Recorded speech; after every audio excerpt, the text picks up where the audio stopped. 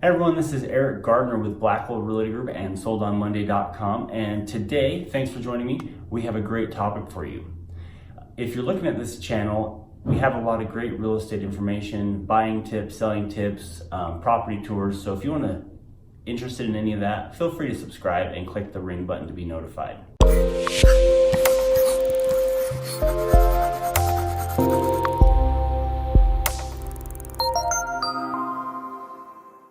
So the first misconception or myth that occurs when you're shopping for a home is that you have to have a lot of money down. That's not true at all.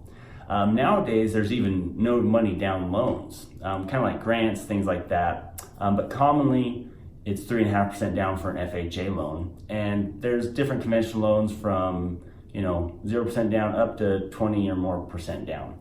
But I would generally, as a rule of thumb, plan on having 3.5% down of your purchase price. If you're in certain income brackets, there's tons of grants that are available, and you can reach out to me to talk to a lender about that if you have that question. The second misconception is that you don't want to shop around while going through the loan process.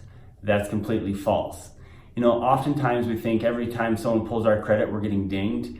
And while yes, the credit bureaus are, monitoring how many inquiries we get, if all those inquiries when you're shopping around for a loan and for rates and, finding the right lender, if all those happen within a 20 to 30 day period, the credit bureaus end up calling that one inquiry. So it's important to realize that it's a good idea to shop around.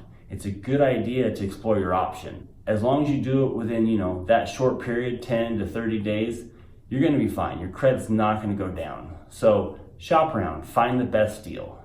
The third misconception is pre-qualification and pre-approval the same thing? And no, they're not.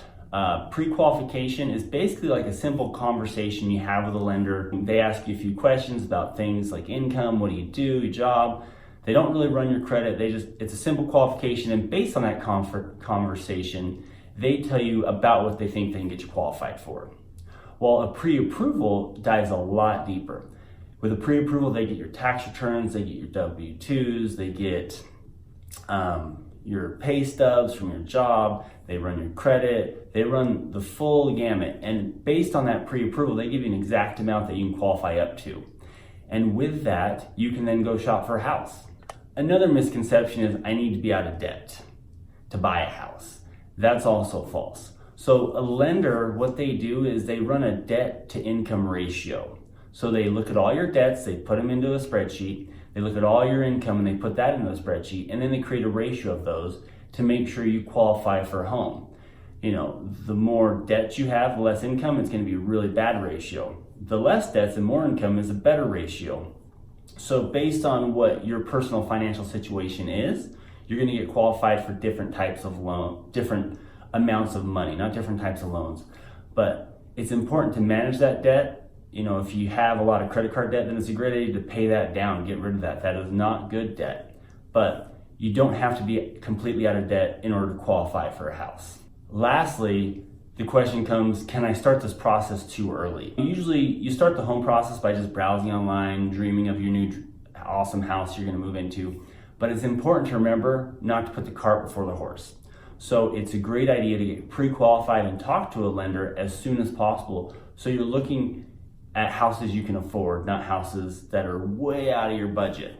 So talk to a lender as soon as possible. And they're also gonna give you advice about what to do to be in the best position possible, to get the best rate possible, and get approved for the amount that you want. They're also gonna, run your credit and make sure there's no, discrepancies there. Maybe there's stuff that was reported that didn't really happen. So you have time to dispute that and improve your score. Thanks for joining us. It's great to have you here. If you're a first-time home buyer, I'm here to answer questions. Feel free to reach out anytime. My email is eric@blackwellrealtygroup.com or 801-660-9173. And thanks for joining, and remember to subscribe to the channel.